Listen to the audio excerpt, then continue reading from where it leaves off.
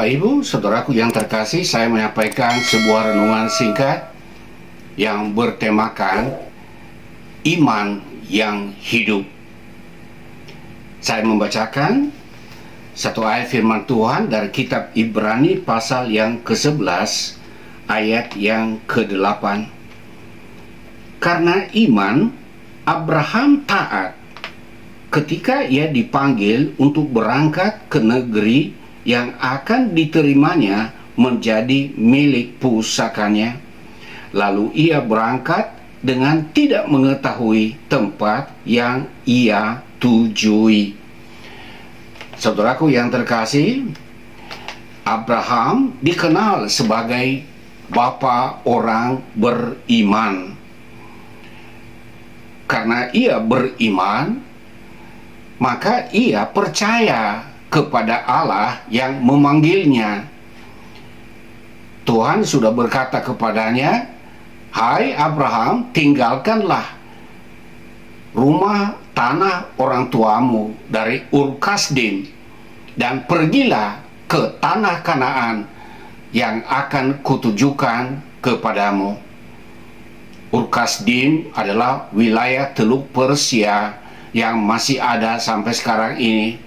Dan itulah asal mula kampung halaman Abraham. Tuhan menuntun dia agar pergi ke tanah Kanaan.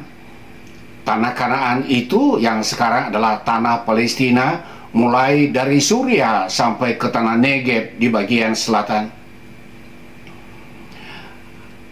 Abraham, apakah ia tahu tentang tanah Kanaan yang dimaksud? Sama sekali ia tidak tahu.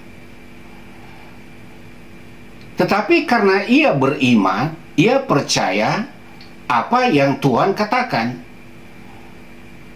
Dan bukan saja hanya percaya, tetapi ia juga taat. Ia pergi, ia berangkat.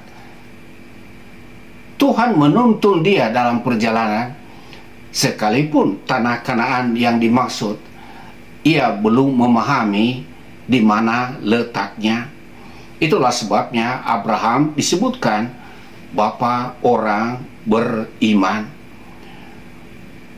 Saudaraku yang terkasih, di dalam iman ada dua aspek yang penting. Yang pertama, aspek pengetahuan. Yang kedua, aspek perbuatan atau tindakan sebagai wujud ketaatan. Di dalam Yakobus pasal 2 ayat 17, kita diingatkan, jika iman itu tidak disertai perbuatan, maka iman itu pada hakikatnya adalah mati. Bahkan juga di ayat yang ke-20 dikatakan, "Hai manusia yang bebal, maukah engkau mengakui sekarang bahwa iman tanpa perbuatan adalah iman yang kosong?" Jadi, jikalau seseorang itu dia percaya dari sisi pengetahuan, tetapi tidak disertai dengan buah-buah iman, tidak disertai dengan tindakan iman, maka iman yang demikian disebut iman yang mati atau iman yang kosong. Berbicara tentang pengetahuan, kitab suci menyebut pun setan-setan juga percaya. Mereka memiliki pengetahuan tentang Allah. Tetapi iblis dan roh-roh jahat yang menyertainya adalah pribadi-pribadi yang menjadi pemberontak kepada Allah. Mereka merusak dan bukan mentaati Allah. Jadi, saya dan saudara-saudara, kita bisa melihat, mengintrospeksi diri kita masing-masing. Apakah iman yang kita miliki ini iman yang hidup atau iman yang mati, yang juga disebut iman yang kosong atau iman yang hampa? Indikasi penting jika kita memiliki iman yang hidup, Secara intelek kita mempercayai Tuhan, kita percaya dengan janji-janjinya sebagaimana dinyatakan dalam firman-Nya, dan disertai dengan ketaatan kita sebagai tindakan iman yang nampak dalam perbuatan kita. Semoga saudara-saudara yang mendengarkan renungan singkat ini